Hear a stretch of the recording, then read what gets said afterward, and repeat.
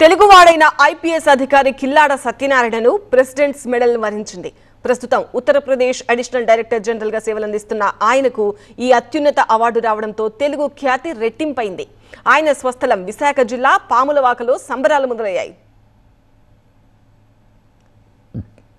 ఆర్థికంగా వెనుకబడిన కుటుంబంలో జన్మించిన సత్యనారాయణ అంచెలంచెలుగా ఎదిగారు.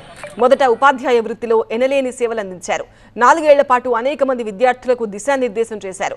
ఆ తర్వాత ఆంధ్ర విశ్వవిద్యాలయంలో ఆర్థిక శాస్త్రంలో నైపుణ్యం సాధించి ప్రతిష్టాత్మక ఇండియన్ సివిల్ సర్వీసెస్ పరీక్షలు రాసి మొదటి ప్రయత్నంలోనే ఉత్తీర్ణులయ్యారు. 1998లో ఐపీఎస్ అధికారిగా నియమితులై ఉత్తరప్రదేశ్ క్యాడర్లో సేవలందిస్తున్నారు.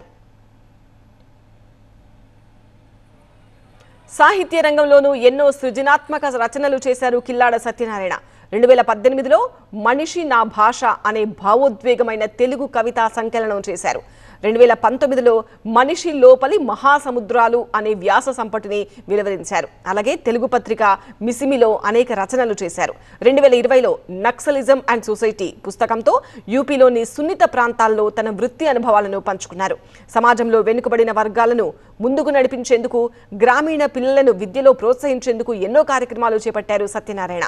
మొత్తంగా ఆయనకు ప్రతిష్టాత్మక ప్రెసిడెంట్స్ మెడల్ రావడంతో యావత్ తెలుగు వాళ్లు సంతోషం వ్యక్తం చేస్తున్నారు.